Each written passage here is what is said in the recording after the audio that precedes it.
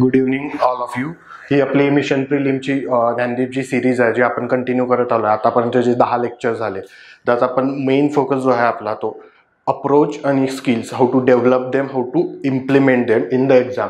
So जी dynamicity आहे UPSCच्या प्रिलिम्सची ती कशी आपण थोडं त्याला त्याचे जे निगेटिव्ह इम्पॅक्ट आहे ते कसे निगेट करू शकतो आणि कसा कमी अभ्यास करून त्याचा इफिशियंटली यूज हा आपण आपल्या करंट अफेअर्सच्या बॅच थ्रू आपल्याला हे करायचं आहे. अजून याचं एक की ही जरी करंट अफेअर्सची बॅच असली तरी याचं ॲप्लिकेशन तुम्ही बाकीकडे म्हणजे फॉर एक्झाम्पल जे पॉलिटीचं जे थेरॉटिकल पार्ट आहे किंवा इकॉनॉमीचा जो फॅक्च्युअल पार्ट आहे त्याला पण ते तसं ॲप्लिकेबल होता येते आणि ते डिरेक्टली ॲप्लिकेबल करता येते जर तुम्ही ते स्किल्स आणि तो अप्रोच डेव्हलप केलात. चला आपण आता हा 11 सेट बघूया. फर्स्ट क्वेश्चन आहे, the frozen tardigrade has recently made a headline. Which of the following was it linked to? आता फ्रोझन टार्डिग्रेड हा एक न्यूजमध्ये होता खूप सारा आणि it was associated with animal especially.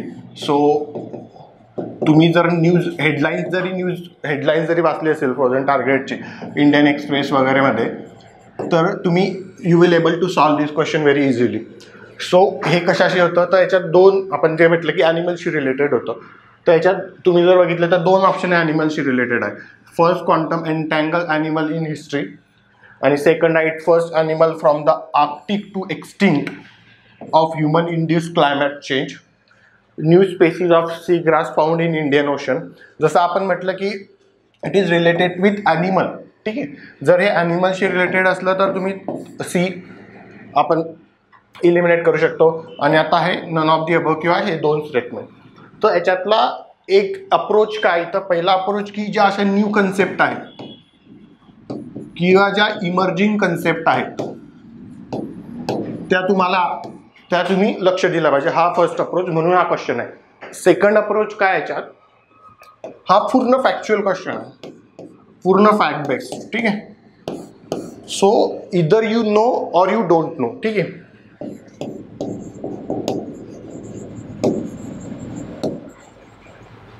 आता इदर यू नो और यू डोंट नो मध्ये कसं आहे, इदर तुम्हाला माहिती आहे तर नाही माहिती. तरी जर अशा क्वेश्चन असला की ज्याच्या तुम्ही त्याच्या मिनिंग डायरेक्टली लिटरल मिनिंग तुम्ही शोधू शकता, जो आपण स्किल्स एक यूज करत आलो आहे की लिटरल मिनिंग ऑफ क्वेश्चन, ज्या क्वेश्चन जो वर्ड जी कन्सेप्ट दिली त्याचा लिटरल मिनिंग. पण इथं तो लिटरल मिनिंग पण समजत नाही फ्रोझन टार्गेट, तर कसा लिटरल मिनिंग समजेल. सो याच्यात दोन्ही ऑप्शन वाटू शकता आपल्याला जर आपल्याला एवढं पण माहिती की ॲनिमलशी रिलेटेड आहे. सो इट्स बेटर, जर नाहीच माहिती आहे इट्स बेटर टू लिव्ह. आणि जर तुमचे इंट्युशन सांगत असतील की हे काहीतरी नवीन आहे, ठीक आहे, काहीतरी नवीन आहे, सो काहीतरी नवीन आहे तर मोस्ट अप्रोप्रिएट आहे दोनमध्ये काय जातं. First, quantum entangle animal in history. हे जरी खूप सुपरफिशियल वाटत असले काहीतरी नवीन आहे म्हणून हा आहे, पण असे खूप सारे क्वेश्चन, ॲटलिस्ट 2 ते 3 क्वेश्चन असे आहे की या लॉजिक थ्रू तुम्ही लावू शकता. का हे नाही आहे असा कोणता ॲनिमल एक्सटिंक्ट झाला नाही. जर झाला असता आर्क्टिकमधलं तर त्याची खूप मोठी न्यूज झाली असते, because human induced climate change खूप मोठा इम्पॅक्ट झाला असता, ठीक आहे. म्हणून जर हे नाही आहे मग कोणतं असेल, आणि it is specifically related to animal आणि it is new. So first थोडं डिफिकल्ट आहे पण ते जसं जसं प्रॅक्टिस करू तसं करता येईल. Next, consider the following statement with respect to domestic systematically important bank, ठीक आहे. हा खूप इम्पॉर्टंट होता, न्यूजमध्ये होता आता करंटली, म्हणून हा क्वेश्चन आहे RBIचं. त्याचं स्टेटमेंट बघू आपण. RBI identified domestic systematically important bank in India are large enough where they cannot be allowed to fall. दुसरं, state bank of India, ICICI bank, HDFC bank continue to be identified as domestically systemically important banks.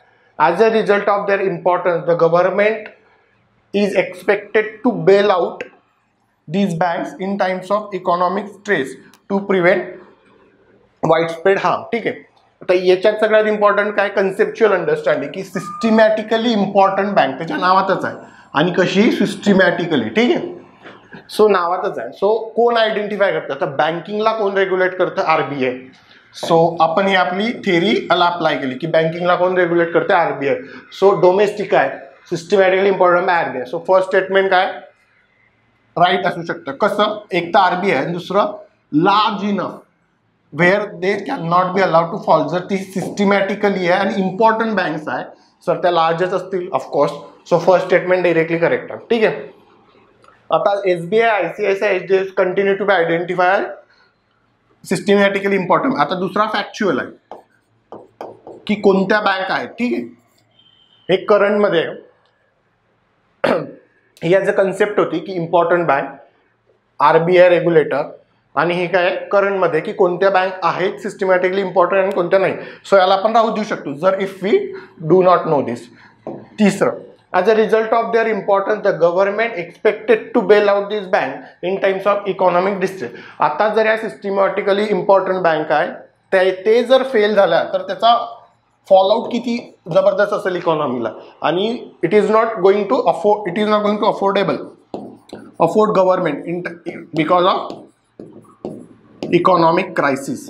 जर या bank default झाल्या तर याचा economic crisis खूप wide असणार आहे. So government याचा economic crisis not just infrastructure, industry, agriculture, everywhere. So आणि सगळ्यात इम्पॉर्टंट काय की जो आपलं जे आरबीआयची ही आहे, आरबीआय आणि बँकिंगचं रेटिंग ते खूप हार्म होईल. ठीक आहे. सो हे आणि हे जर आपण बघितलं तर हे को रिलेटेड आहे. सो फर्स्ट आणि थर्ड जर राईट आहे, फर्स्ट आणि थर्ड राईट आहे म्हणजे ऑल ऑफ द अबव पण येऊ शकतं आणि टू. आता सेकंड काय हा फॅक्ट आहे की यस एसबीआय आणि आयसीआयसीआय बँक आणि एचडीएफसी हे बँक आहे continue identified as a systematically important bank. So याच्यात एक मेजर पॉईंट आहे, फक्त एक फॅक्ट तुम्हाला लक्षात ठेवायचं की कोणत्या बँक आता आहे आणि कोणत्या नाही, आणि त्याची रेग्युलर माहिती करून घ्यायची की कोणत्या बँक आहे आणि कोणत्या नाही. सो असं नाही की फक्त तुम्हाला कन्सेप्च्युअल अंडरस्टँडिंग आहे की सिस्टमॅटिकली इम्पॉर्टंट बँक काय असतात, ते कोण घेतं, पण आत्ता कोणते आहे, मागे कोणत्या होत्या, आत्ता कोणत्या, आणि पुढे पण मे बी आरबीआय ॲड करू शकते. So 1, 2 and 3 all of the above. Consider the following with respect to circular economy. Circular economy ही खूप न्यूजमध्ये होती. इन सस्टेनेबल डेव्हलपमेंट हा जो कन्सेप्ट आहे, सस्टेनेबल डेव्हलपमेंट,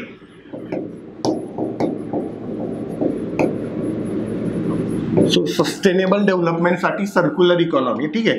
आता सर्क्युलर इकॉनॉमीच्या अगेन्स्ट काय येतं, लिनियर इकॉनॉमी.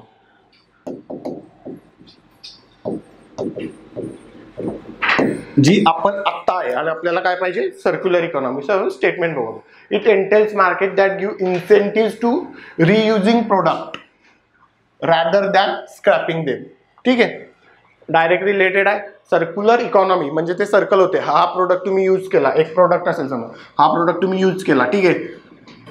मग त्याला काय करायचं, समजा लिथियम आयन बॅटरी ते तुम्ही यूज केली, मग त्याला फेकण्यापेक्षा त्याला काय करायची, रिसायकल करायची. रिसायकल केली, इथं काय करायची, त्याला रियूज करायची. इथं परत काय करायची, स्क्रॅप होण्यापेक्षा रिसायकल, रियूज, रिसायकल. याला काय म्हणतात, सर्क्युलर इकॉनॉमी. त्याच्यामुळे काय होते, रिसोर्सचे इंटेक जे आहे,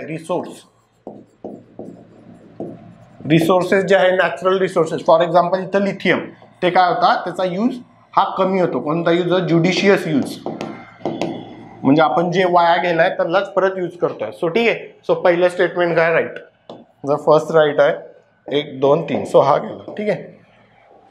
next, it aims to tackle the global challenges like climate change, biodiversity loss, waste and pollution. बरोबर. आपण बघितलं जर lithium ion battery for example आपण स्क्रॅप केली तर लिथियम आणि आयनचं काय होईल, पोल्युशन होईल. बट ती जर रिसायकल आणि रियूज केली तर हे पोल्युशन वाचेल. बरोबर. वेस्ट वाचेल. ठीक आहे.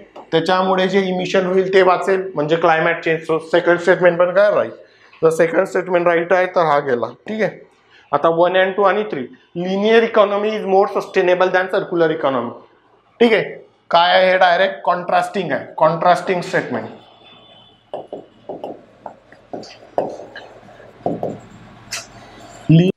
Is more sustainable, no, circular economy is more sustainable than linear.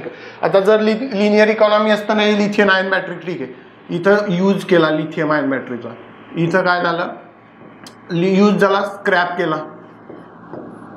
Waste म्हणजे वेस्ट ऑफ रिसोर्सेस, म्हणजेच काय क्लायमेट चेंज, म्हणजेच काय पोल्युशन. ठीक आहे. So linear economy is not more sustainable than circular economy. So option third आहे. याच्यातलं contradiction पण आहे आणि ॲप्लिकेशन ऑफ नॉलेज, हे दोन मेजर स्किल आपण याच्यात यूज करू शकतो. ठीक आहे. So C 1 and 2. Next, consider the following statement about पँगँग त्सो लेक. आता हा लेक का न्यूजमध्ये होता? बिकॉज चायना इज बिल्डिंग, त्याचा रिपोर्ट होते चायना बिल्ड काय करताय, ब्रिज बिल्ड करते पँगँग त्सो लेक. एक ही. आणि दुसरा म्हणजे लास्ट इयर 2020 पासून हा खूप मोठा इश्यू चालू आहे इंडिया आणि चायनामध्ये. ठीक आहे. So पँगँग Tso lake. आता हा काय आहे करंटचा टॉपिक. इथं अप्रोच काय, अप्रोच समजू आपण.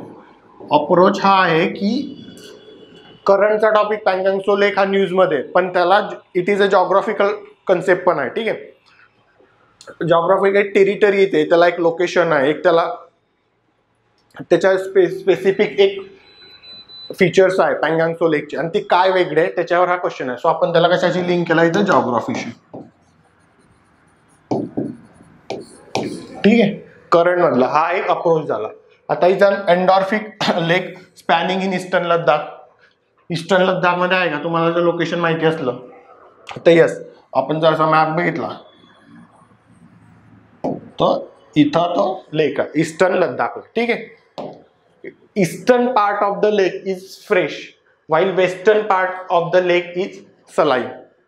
ठीक है. So eastern part of the lake is fresh while western part of the lake is saline. So both statement काय आहे, करेक्ट. इट इज अ एन्डॉर्फिक लेक पण आहे आणि ईस्टर्न लद्दाख मध्ये पण आहे. एक पार्ट त्याचा सलाईन आहे आणि एक पार्ट फ्रेश वॉटर लेक आहे. सो स्टेटमेंट काय, both. Next, consider the following statement about nuclear proliferation treaty. आता एनपीटी जी ट्रीटी आहे हिचा रिव्ह्यू झाला होता नुकताच. एनपीटी रिव्ह्यू झाला म्हणून ही ट्रीटी न्यूजमध्ये होती. आणि तसं पाहिलं तर प्रत्येक वर्षी न्यूजमध्ये असते, because India is not part of this treaty. आणि असा खूप कोरस आहे international community, India should be the part of this nuclear proliferation treaty. ठीक आहे. First statement, NPT is an international treaty whose objective is to eradicate all nuclear weapons and weapons technology. ठीक है. 5 state India, Israel, Iran, Pakistan आणि south Sudan have never signed the treaty. and third आहे, the treaty was extended indefinitely. ठीक आहे. आता आपण पहिलं बघू. International treaty whose objective is to eradicate all nuclear weapon. ठीक आहे. जर याचे objective eradicate all nuclear weapon आणि वेपन टेक्नॉलॉजी असलं असतं तर जे साईन मेंबर आहे, फॉर एक्झाम्पल P5 मेंबर आहे, US, रशिया, चायना, ते तर ॲक्च्युली मॉडर्नाइज करताय त्यांची weapon system, nuclear weapon. They are more investing in the nuclear weapons and weapon technology. So it is not, म्हणजे ज्यांच्याकडे 1967च्या आधी जे वेपन्स आहे ते इरॅडिकेट नाही करणार. That is Y India is not supporting this treaty, because it creating has आणि has not. त्यांचं म्हणणं आहे की जी P5 ऑलरेडी स्टेटने ॲक्वायर केली ती technology, they are not going to eradicate it. But त्याच्यानंतर ज्या ट्रीटीच्या साईन नंतर जे लोक वेपन्स टेक्नॉलॉजी करतील त्यांनी ती ॲक्वायर करू नये. दॅट इज वाय इराणचा इश्यू होता की Iran despite of being member of the NPT is not adhering to their clauses. म्हणजे ते जरी मेंबर असला तरी ते टेक्नॉलॉजी डेव्हलप करत होतं. ठीक आहे. सो कोणते स्टेट आहे, सो पहिलं काय आहे, डायरेक्टली एक्स्ट्रीम स्टेटमेंट आहे. ठीक आहे. Extreme statement, so it's wrong. So पहिलं गेलं ऑल ऑफ द अबव. बघा इथंच आन्सर मिळतो जरी तुम्हाला पहिला माहिती असलं तरी. आता याच्यात पण आहे दुसरं, तरी आपण बघून घेऊ. इस्रायल आणि इराण, इराण नाही आहे, India, Pakistan, Israel, south Sudan नाही केली नाही, पण इराणने ट्रीटी साईन केली म्हणून इराणचा जो न्यूक्लिअर इश्यू झाला होता की जरी ते मेंबर असलं NPTचं तरी ती न्यूक्लिअर वेपन टेक्नॉलॉजी डेव्हलप करते. सो इराण नाही आहे त्यात, सो गेलं. ठीक आहे. आणि नॉर्थ कोरिया पण होतं, आधी होतं नॉर्थ कोरिया 2003 मध्ये आय थिंक त्यांनी NPTच्या बाहेर पडले, पण हे नेव्हर साईन ट्रीटी आहे म्हणून फक्त 4 मेंबर, इंडिया, इस्रायल, पाकिस्तान आणि साऊथ सुदान. ठीक आहे. सो ओनली 3 आणि TT is extended indefinitely. So only 3. Which of the following states is inner line permit system applicable? कोणत्या स्टेटमध्ये जे इनर लाईन ILP सिस्टम आहे ते ऍप्लिकेबल आहे असा स्टेट. आता ILP कुठे ऍप्लिकेबल आहे आणि कुठे नाही याची सगळ्यात चांगली स्किल्स काय याला लक्षात ठेवायची. मॅपमध्ये ठेवायचं. मॅप डोक्यात मॅप घ्यायचा नॉर्थ ईस्टचा आणि त्यात कोणकोणते स्टेट आहे. फॉर एक्झाम्पल इथं आपण मॅप आहे आपलं असं, तशा मॅपमध्ये लक्षात ठेवायचं की इथं आहे का, इथं आहे का, तिथं आहे. असा मॅप इमॅजिन करायचा. नॉर्थ ईस्टचा मॅप कोणत्या स्टेटमध्ये आहे, कोणत्या स्टेटमध्ये नाही. ठीक आहे. आधी आपण हे बघू. आता आपल्याला तसं पाहिलं तर हे सिम्पल आहे. याच्यात एकच गोष्ट आहे, आसाम.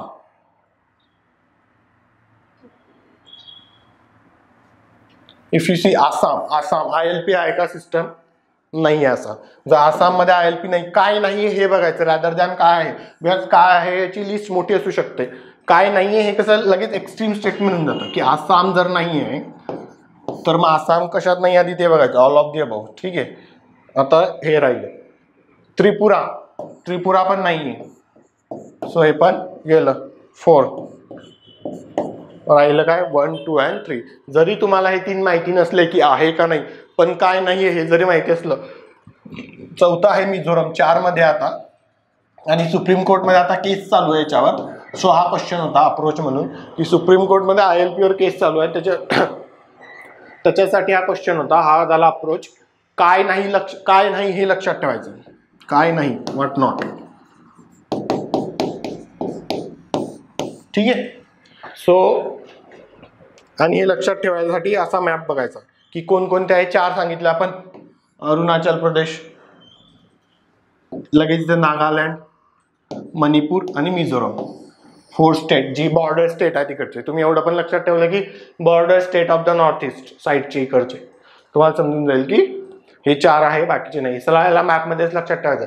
इनपॅक्ट स्पेशल कॅटेगरी स्टेटस पण, कॅटेगरी स्टेट जे असतील त्यांना पण कुठे 5th शेड्यूल आहे, कुठे 6th शेड्यूल आहे हे पण रट्टा मारण्यापेक्षा त्याला मॅपमध्ये कन्सिडर करायचं की इट विल तुम्ही इझिली रिकॉल करू शकता आणि ते खूप लॉंग टाइमसाठी लक्षात राहतं. Next, consider the following statement about national population registrar. तर नॅशनल पॉप्युलेशन रजिस्ट्रार न्यूजमध्ये होतं खूप. आता त्याच्यावर सेन्सस आणि नॅशनल पॉप्युलेशन रजिस्टर आहे कन्करंटली चालू होतं, पण त्याच्यावर आता एक स्टे आणलाय गव्हर्नमेंटने. That is why this question been ask. It will be conducted by the office of registrar general of India under the home ministry. Whole India will be covered under this exercise. It will help to target the government beneficiaries in a better way and also further cut down the paperwork and red tape in the similar manner that Aadhaar has done. ठीक आहे. तर आपण याच्यात जे एकदम weak link आहे त्या क्वेश्चनची ती बघू. Whole India. ठीक आहे. Whole India will be covered under this exercise. जर तुम्हाला माहिती असलं एक्झॅक्टली की नॅशनल पॉप्युलेशन सर्वे काय आहे तर काय आहे,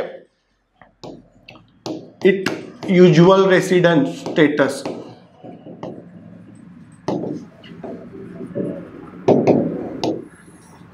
हे काय बघतं की युज्युअल रेसिडेंट स्टेटस. सेन्सस पूर्ण पॉप्युलेशनला कव्हर करतं, पण त्या एरियामध्ये बाहेरचे पण असू शकतात. मायग्रेंट झालेले जे 6 महिने 1 वर्ष त्यांच्यासाठी ते युज्युअल रेसिडेंट स्टेटससाठी NPR असतो. सो कोण कंडक्ट करतं? Office of registrar general of India under home ministry. Yes. Whole India आहे का तर हे आसामसाठी स्वतःचं आहे त्यांचं. ठीक आहे. आपल्याला माहिती आहे आसामसाठी NRC. ठीक आहे. सो आसाम येत नाही याच्यात. जर आसाम येत नाही तर होल इंडिया येईल का? नाही. सो सेकंड स्टेटमेंट काय झालं? गेलं, इलिमिनेट झालं. आता 1, 3 आणि 3 जर आपण 1 राईट घेतलं तर 3 दोन्ही याच्यात आहे, म्हणजे काय ऑप्शन येईल? ओनली 1. आणि याच्यात जर बघितलं हे तुमचं ऍप्लिकेशन ऑफ नॉलेज तुम्ही केलं तर तुम्हाला इझिली समजेल की इट इज करेक्ट स्टेटमेंट. ठीक आहे. Next, consider the following statement regarding ODF plus. ठीक आहे. पार्लमेंट आता हे का आलं ODF प्लस, तर जुनी स्कीम आहे 2018-19 वाली, पण हे का बिकॉज पार्लिमेंटरी कमिटीचा जो रिपोर्ट आला आता नवीन पार्लिमेंटरी कमिटी, ठीक आहे, parliamentary committee on urban development वर रिपोर्ट होता, त्याचे की ODF प्लस आणि ODF प्लस प्लस हे दोन आहे ना, ODF प्लस आणि ODF प्लस प्लस हे जे दोन आहेत यांचे सबपार परफॉर्मन्स आहे अकॉर्डिंग टू पार्लमेंटरी कमिटीचा रिपोर्ट, म्हणून हा क्वेश्चन होता. आता याच्यात काय विचारलं आपल्याला, ODF विचारला फक्त, ठीक आहे. ODF म्हणजे ओपन डेफिकेशन, तेवढं तर माहिती आहे. It focuses on the toilets with sludge and septage management.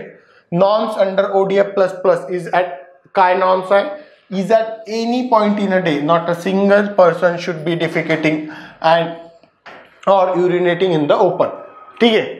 आता ODF प्लस कशाशी रिलेटेड आहे, तर ODF प्लस हे toilet with water maintenance and hygiene, आणि जे ODF प्लस प्लस आहे it is related with sludge and septage management. आणि तुम्ही या दोन्हीमध्ये जरी बघितलं तर याच्यात तुम्हाला काय दिसेल, कॉन्ट्राडिक्शन. याच्यात तुम्हाला कॉन्ट्राडिक्शन दिसेल या दोन मध्ये, की ODF plus plus is any point of day single person should not be defecating or urinating in the open, आणि हे काय पडचं, स्लज अँड सेप्टेज मॅनेजमेंट. दोन्हीमध्ये काय कॉन्ट्राडिक्शन आहे, आपल्याला दोन माहिती आहे, ODF प्लस आणि ODF plus plus. So septage आणि स्लज मॅनेजमेंट कशा रिलेटेड येईल, ODF plus plus. So first statement wrong, second statement right option. आणि विचारलं काय आहे, इनकरेक्ट. हे नाही बघा, हे सोडायचं नाही. विचारलं काय आहे, इनकरेक्ट आहे का करेक्ट आहे. सो ठीक आहे, कोणतं इनकरेक्ट आहे, first. So only one. Next, which of the following countries does the Triconomaly oil tank farm belong to. ठीक आहे, Triconomaly oil tank हा खूप न्यूज मध्ये होता. इंडियाने रिसेंटली ते अग्रीमेंट साइन केलं याच्यावर, तर ते कोणत्या कंट्री सोबत होतं. सो हा कसा क्वेश्चन आहे, एकदम फॅक्च्युअल फॅक्ट बेस्ड क्वेश्चन आहे, बट इट्स आपली कोणती स्किल्स होती सगळ्यात इम्पॉर्टंट फॅक्ट्स. तर Triconomaly ऑइल टँक फार्म कोणाचे, डायरेक्ट फॅक्च्युअल क्वेश्चन, श्रीलंका. ठीक आहे, त्याच्या नावावरनं पण समजते Triconomaly ऑइल फार्म. ऑस्ट्रेलिया आणि ओमन तर इथंच होतं, मालदीव्स किंवा श्रीलंका. सर Triconomaly जर बघितलं तुम्ही, it's more related with Sri Lanka. पण असे फॅक्ट्स बेस तुम्हाला माहितीच पाहिजे, ह्या इम्पॉर्टंट फॅक्ट्स. ठीक आहे. सो इम्पॉर्टंट फॅक्टची अंडरस्टँडिंग, इम्पॉर्टंट फॅक्ट ॲटलिस्ट तुम्ही हेडलाईन जरी वाचली असेल एका न्यूजपेपरची, नॉर्मल हेडलाईन, तरी ह्या तुम्हाला आन्सर देता येईल. नेक्स्ट,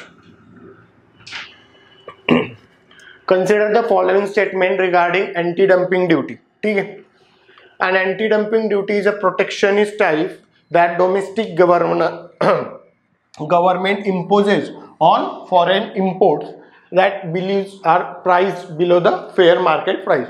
जर तुम्ही ही अँटी डम्पिंग ड्युटी, डम्पिंग म्हणजे काय, कोणतेही प्रोडक्ट डम्प करणे दुसऱ्या इकॉनॉमीमध्ये, जसं चायना करते. आणि हा प्रश्न अप्रोच काय इथं, चायनाच्या 5 प्रोडक्ट, आय थिंक 5 प्रोडक्टवर अँटी डम्पिंग ड्युटी रिसेंटली लावली गेली.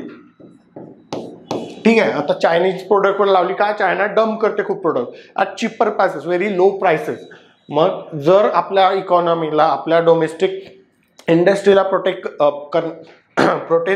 करायचं असेल, आत्मनिर्भर भारत जर प्रमोट करायचं असेल, तर we need to have this. So ठीक आहे, का तर बिलीव्ह दे प्राइसेस, चायनीज जे डम्प करतात त्यांच्या prices below fair market value असतात. मग इंडियन प्रोडक्ट कोण घेईल, consumer will buy cheaper product. So याच्यात काय आहे, सिमिलॅरिटीज आहे, कॉन्ग्रुअन्स दिसतं आपल्याला क्लिअरली. आणि दुसरी गोष्ट आहे की ॲप्लिकेशन ऑफ नॉलेज, की अँटी डम्पिंग, डम्पिंग म्हणजे काय, अँटी डम्पिंग ड्युटी म्हणजे काय. So application of knowledge, it's ह्या दोन जर तुम्ही स्किल यूज केला तर यू विल अंडरस्टँड की फर्स्ट स्टेटमेंट राईट आहे.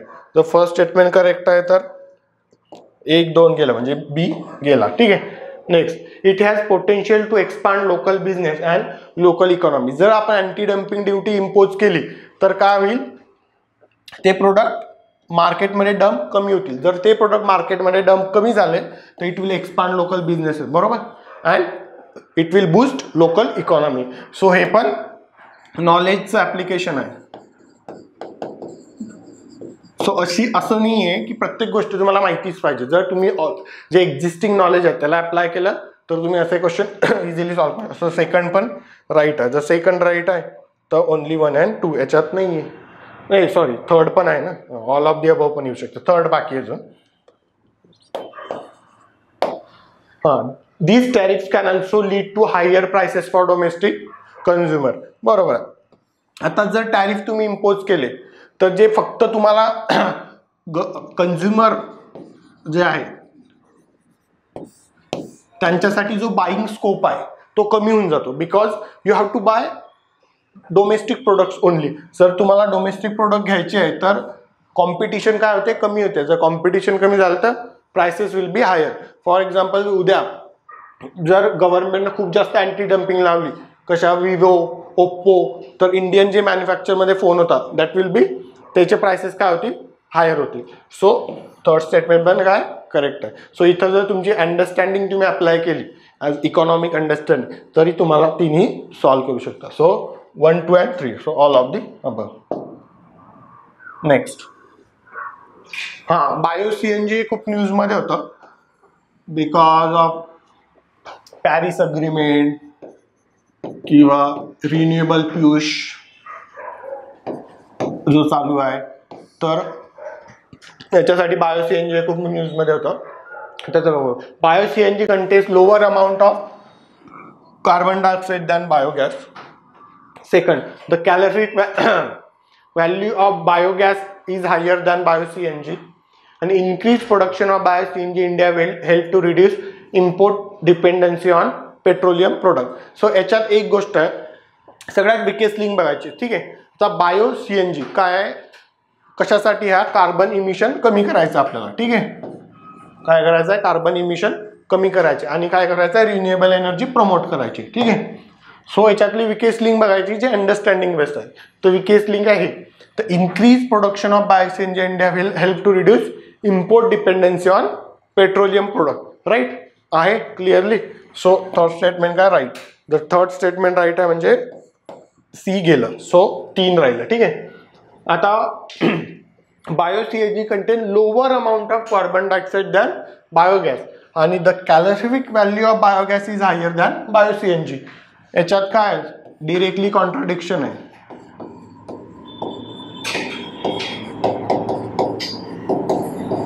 जर बायोगॅसची कॅलरिफिक व्हॅल्यू हायर असती तर त्याचं कार्बन डायऑक्साईड काय असतं, लोअर असतं. आणि जर बायो CNGचा लोअर कार्बन डायऑक्साईड इमिट करत असेल तर त्याची कॅलरिफिक काय असेल, हायर असेल. आणि बायो CNG का प्रमोट करतो आपण, because of lower emission and higher potential. कशासाठी, mobility, industry, various things. So काय हिच्यात डायरेक्टली कॉन्ट्राडिक्शन आहे. सेकंड एक्स्ट्रीम स्टेटमेंट आहे, ते कॉन्ट्राडिक्ट करते फर्स्ट स्टेटमेंट आणि थर्ड स्टेटमेंटशी आणि इव्हन क्वेश्चनशी. सो सेकंड स्टेटमेंट गेलं, first statement right, third statement right. So 1 and 3. Next, what could be the possible implication of rising gold imports. आता रिसेंटली 2021 मध्ये रेकॉर्ड इम्पोर्ट ऑफ गोल्ड झालं होतं. One of the highest record, around $55 billion. ठीक आहे, एवढी huge amount of gold आपण import केलं बाहेरून. सो त्याच्यासाठी होतं की त्याचे पॉसिबल इम्प्लिकेशन्स काय होतं इकॉनॉमीवर. ठीक आहे, हा काय अंडरस्टँडिंग बेस्ड क्वेश्चन आहे इकॉनॉमीचा. असे क्वेश्चन UPSCने आधीही विचारले असेल. दॅट इज वाय अप्रोच काय होता, because of record import of gold in 2021. आणि मग त्याची आपण त्याला कशाशी कनेक्ट केलं, अंडरस्टँडिंग बेसची आणि थेरीशी, करंटला थेरीशी. सो दोन्ही माहिती पाहिजे, करंट पण आणि थेरी पण, की कसं कोणतं जर आपण इम्पोर्ट वाढवलं, एक्सटर्नल इम्पोर्ट, तर त्याचे इकॉनॉमी आणि इंडस्ट्रीवर काय इम्पॅक्ट होतं. ठीक आहे, rise in current account deficit. Rise होईल का, आपण कशाची, जर बाहेरून आपण मागवतो तर ते कशात मागू, डॉलर, युरोज, पाऊंड्स. ठीक आहे, सो आपण डॉलरमधनं मागवतो. सो जर आपण डॉलर काय करतोय म्हणजे डॉलर सेंड करतोय कोणाला, ज्या कंट्रीजकडनं आपण गोल्ड घेतोय, सो डॉलर आउटफ्लो होतोय इंडियामधनं. सो जर डॉलर आउटफ्लो झाला तर काय होईल, करंट अकाउंट डेफिसिट वाढेल. So first statement directly right आहे. सो फर्स्ट स्टेटमेंट कशात नाही, सी मध्ये. सो फर्स्ट स्टेटमेंट गेलं. ड्रेनिंग फॉरेक्स म्हणजे फॉरेन रिझर्व्ह आहे ते कमी होईल का? जर आपला आउटफ्लो ऑफ डॉलर जातो असला तर फॉरेक्स काय होईल? कमी होईल. सो सेकंड स्टेटमेंट पण आहे. सेकंड कशात नाही आहे? डी मध्ये. हे पण गेलं. आता उरले 1 2 3 आणि ऑल ऑफ द अबव. आता याच्यात काय नाही, चौथा आणि पाचवं नाही. जर चौथं आणि पाचवं राईट असलं तर आलं आणि चौथं पाचवं राईट असलं येते. मग आपण डायरेक्ट चौथं आणि पाचवं बघू. आता growth of the gold loan industry. ठीक आहे, गोल्ड लोन इंडस्ट्रीची ग्रोथ होईल का? ठीक आहे. आणि तिसरं bringing down the rupees value. आपल्या जर डॉलरची व्हॅल्यू, आपण जर डॉलर आउटफ्लो करता म्हणजे आपल्याकडे डॉलरची डिमांड वाढते. जर डॉलरची डिमांड वाढते तर रुपीची व्हॅल्यू कमी होईल का? नाही, होईल. जर एवढं पण तुम्हाला माहिती असलं की डॉलरची जर डिमांड वाढली तर रुपीची व्हॅल्यू, असं नाही प्रत्येक टर्मला कमी होते, पण इथं आपण डॉलरची डिमांड वाढवतोय का? मग आपण डॉलर मागतोय की हे डॉलर घ्या आणि आम्हाला गोल्ड द्या. सो फिफ्थ जर राईट आहे, जर फिफ्थ राईट आहे ते, आणि चौथा तर आहेच गोल्ड लोन इंडस्ट्री. जर गोल्ड असलं तर लोक गोल्ड देतील आणि त्याच्यावरनं लोन घेतील. So gold loan industry. ठीक आहे. Next, consider the following statement regarding national education alliance for technology. आता याच्या NEA-2 2.0 नवीन आत्ताच लॉन्च झालं म्हणून हा क्वेश्चन होता. National educational alliance for technology. ठीक आहे, हे रिसेंटली लॉन्च झालं आताच. ठीक आहे. तर त्याच्यातलं पहिलं आहे, NEAT scheme was launched by the Ministry of Education to the use of technology for better learning outcome in higher education. UGC is the implementing agency of NEET scheme and NEET will play a significant role in bringing the digital divide particularly among the economically disadvantaged students. परत आपण काय करू? Weak link बघू. कोणता weak link आहे? Understanding base. त्याच्या नावातच आहे national educational alliance for technology. जर कोणते अलायन्स फॉर टेक्नॉलॉजी आहे तर त्याचं काहीतरी एम असेल. Aim for inclusive education, inclusive technological growth और त्याचं proliferation to the society and various sectors of the economy. So NEET will play significant role in bridging the digital divide particularly among the economically disadvantaged students. So काय आहे याच्यात? काय convergence आहे, याचं काय आहे? ऍप्लिकेशन आहे. सो जरी तुम्ही कोणत्या स्कीम्स, कोणत्या प्रोग्रामचं जरी अंडरस्टँडिंग बेस जो पार्ट आहे किंवा त्याचे ऑब्जेक्टिव्ह जर असतील ते जर नाही रीड केले असतील तर त्याचा एक प्रॉपर मिनिंग प्रॉपर जर तुम्हाला समजला तर तुम्ही त्याचा एक डिरेक्ट लिंकेज लावू शकता. आणि हे इथं आहे. सो थर्ड स्टेटमेंट काय? राईट. जर थर्ड राईट आहे, 1 and 3 आणि ऑल ऑफ द अबव हे दोन राहिले. The NEET scheme was launch by the ministry of education. ठीक आहे, educational alliance, ministry of education, to use technology for better learning outcome of higher education. Directly आहे convert. So आता काय राहिलं? 1 and 3 आणि all of the above. UGC is the implementing agency. आता हे जे इम्पॉर्टंट फॅक्ट्स आहेत, तुम्हाला एका स्कीमच्या 3 जरी गोष्टी माहिती असल्या, ती स्कीम्स काय आहे, ती स्कीम्स कोण इम्प्लिमेंट करते, त्याची मिनिस्ट्री काय आहे, एवढी जरी माहिती असलं किंवा अजून 1-2 स्पेसिफिक जर त्या स्कीम रिलेटेड असले, लाईक सेंट्रल सेक्टर स्कीम आहे का सेंट्रल स्पॉन्सर्ड स्कीम आहे, एवढं जरी इम्पॉर्टंट, त्याचा अंडरस्टँडिंग पार्ट जरी तुम्ही स्किप केला तरी ते राहू शकतं. पण इथं हे इम्पॉर्टंट पाहिजे, काही काही इम्पॉर्टंट फॅक्ट असतात पर्टिक्युलर स्कीमबद्दल. जर फॉर एक्झाम्पल काय एक्सेप्शन असतं, कोणती वेगळी मिनिस्ट्री आहे ते वेगळी स्कीम इम्प्लिमेंट करत असते. सो ते एक्सेप्शन लक्षात ठेवणं हे इम्पॉर्टंट असतं. आणि इम्प्लिमेंटिंग एजन्सीज किंवा कोणता तरी कोर फॅक्च्युअल पार्ट त्याला लक्षात ठेवणं, म्हणून आपण जे म्हणतो इम्पॉर्टंट फॅक्ट. तर इथं UGC नाही आहे. ॲक्च्युली UGC ही कोणती इम्प्लिमेंटिंग बॉडी नाही आहे. ठीक आहे, UGC काय आहे? Regulator body. ही रेग्युलेट करते एज्युकेशन सेक्टरला, हे कोणते इम्प्लिमेंट नाही करत. तुम्ही असं पण हे एक्स्ट्रीम स्टेटमेंट म्हणून तुम्ही इलिमिनेट करू शकता. याच्यात हे कोण इम्प्लिमेंट करतं? तर all India council for technical education. All India council for technical education. ठीक आहे. So next. ओके. हां, हे आपण 15 क्वेश्चन जसे बघितले, त्यात आपण बघितले important facts, 2 statement, question and स्टेटमेंटमध्ये कन्व्हर्जन्स, सिमिलॅरिटीज, तुम्ही ॲप्लिकेशन नॉलेज कसं करता, आणि मोस्ट इम्पॉर्टंटली यातला फोकस होता की अंडरस्टँडिंग बेस्ड क्वेश्चन, जसं आपण गोल्ड इम्पोर्टवर बघितला, अँटी डम्पिंग ड्युटीजवर बघितला, किंवा मग सिस्टमॅटिकली इम्पॉर्टंट बँक्सवर जो बघितला. सो हे सांगायचं की जरी तुम्हाला एक बेसिक अंडरस्टँडिंग असली तरी तुम्ही ते क्वेश्चन कसे सॉल्व्ह करू शकता. बट त्याच्यात सगळ्यात इम्पॉर्टंट पॉईंट काय, तुम्हाला ते तुमचं नॉलेज आहे ते अप्लाय करता आलं पाहिजे. आणि जर नॉलेज अप्लाय करायचं असलं त्याला एक प्रॅक्टिस लागतं, एक स्किल सेट डेव्हलप करावा लागतो. सो आय होप तुम्ही याच्या थ्रू तुम्हाला मदत मिळून तो स्किल सेट तुम्ही एक इम्प्रूव्ह करू शकता, हळूहळू का होईना. ठीक आहे, थँक्यू सो मच.